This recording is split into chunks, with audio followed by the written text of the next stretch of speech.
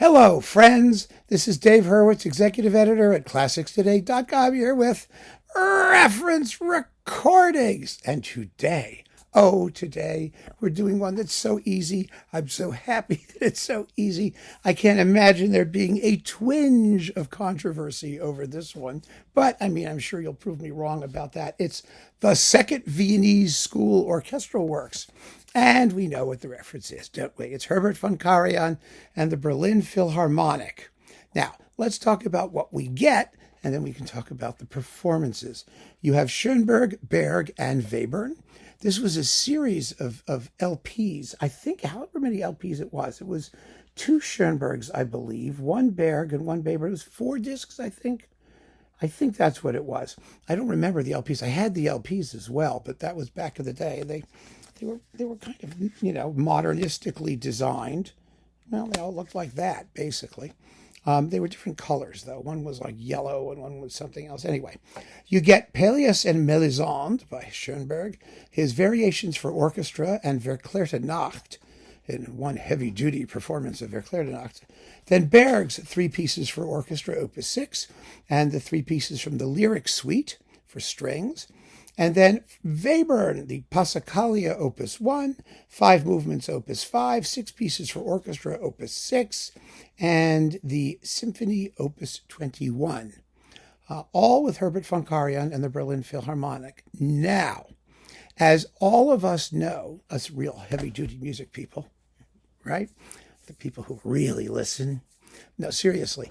Karajan wanted to be the great German conductor, but he really was best at things that were outside of the standard repertoire, right?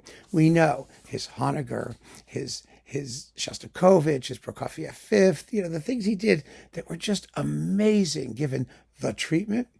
Really astoundingly glorious performances, but his Beethoven and Brahms and all that, while good, of course, he did them 500 times because he was trying to convince the world in his insecurity that he was the greatest conductor ever of the German standard classics. But he wasn't.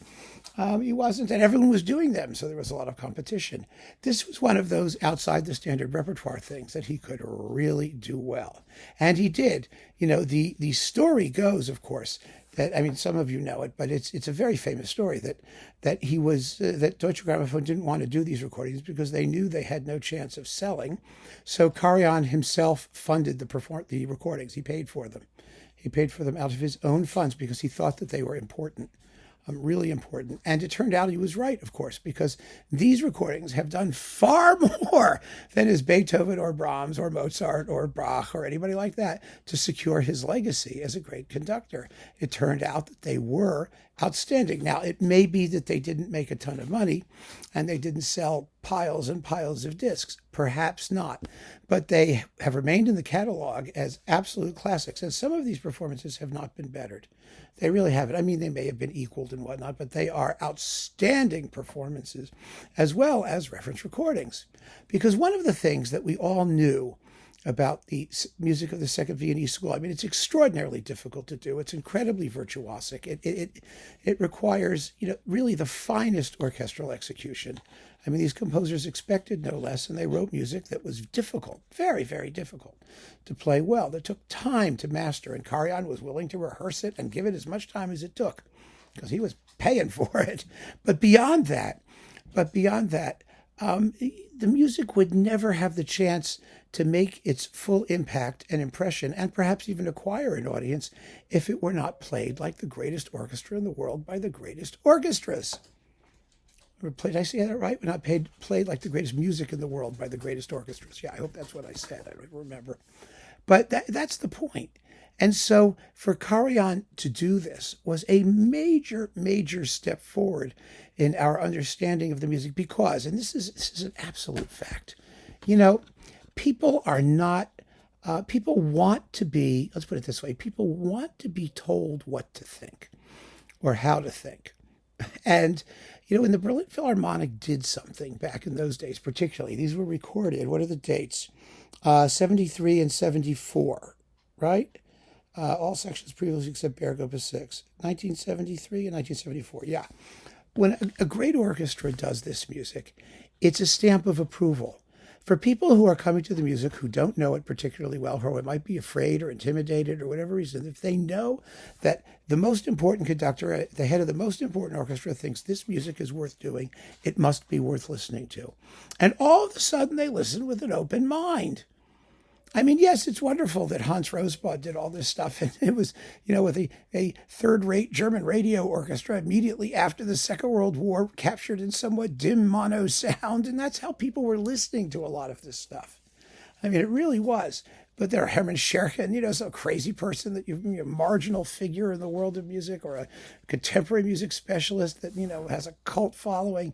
It was so different to have Karajan and Berlin putting their imprimatur on this music as something worthy of the attention of the audience. And what happens is that when you open up your mind and listen to this stuff, it's not so tough.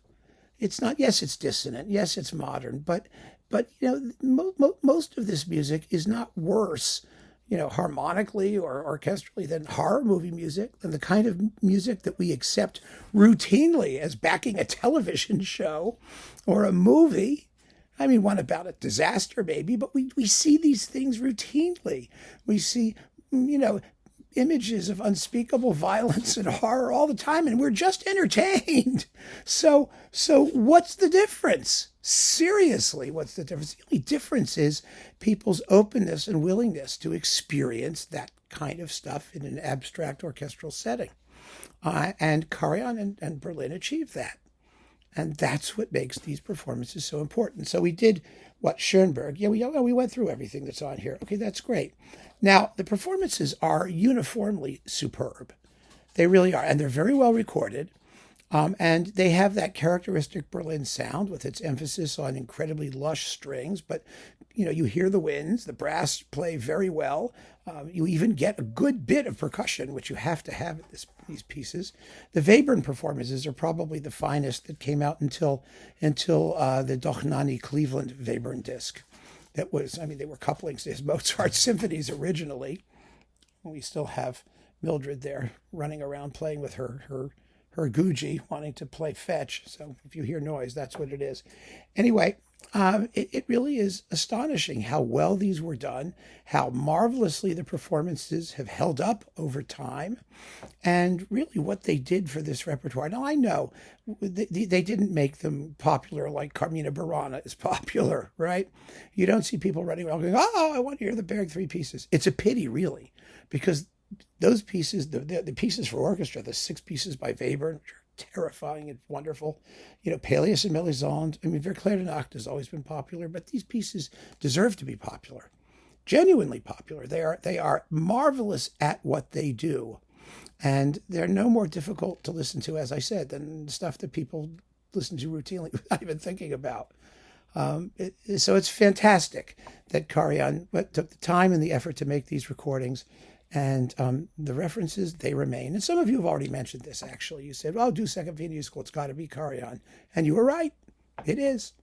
So keep on listening, folks. Thanks for joining me. Take care.